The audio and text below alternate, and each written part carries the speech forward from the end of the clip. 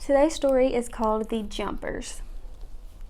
Once upon a time, a flea, a grasshopper, and a jumping goose wanted to see which one could jump the highest. So they invited the whole world, and even a few others, to come to a festival to watch the test. There were 3 famous jumpers indeed, and they all met together in a big room. "I'll give my daughter to the one who jumps the highest," said the king. "It seems so stingy to have all these fellows jump for nothing." The flea was the first to be introduced. He had such beautiful manners, and bowed right to left, for he had noble blood in him, and besides, he was accustomed to move in human society, and that makes a great difference. The grasshopper was next. He was certainly heavier than the flea, but he was equally well-mannered and wore a green uniform, which was his right by birth. He explained that he belonged to a very ancient Egyptian family, and that everyone thought a great deal of him in a country where he was then living. They had brought him in out of the fields and put him in a 3-story cart house, all made of pictures with the color sides inwards. The doors and windows were cut out of the body of the Queen of Hearts.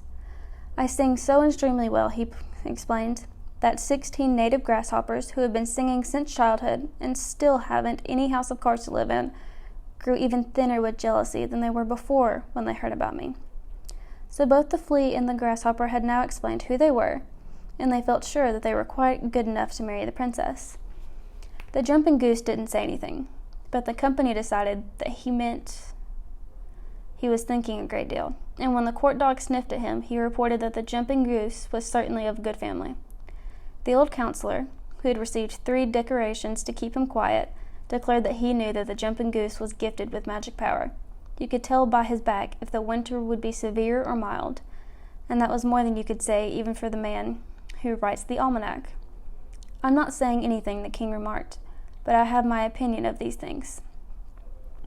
Now it was time for the trial. The flea jumped first, and he went so high that nobody could see him. So they all said he hadn't jumped at all, but had only been pretending, and that was a cheap thing to do. The grasshopper only jumped half as high as the flea, but he jumped right in the king's face, and the king said it was disgusting.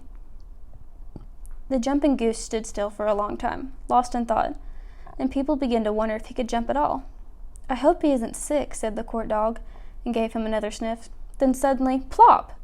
The jumping goose jumped sideways right into the lap of the princess, who was sitting on a little golden stool nearby.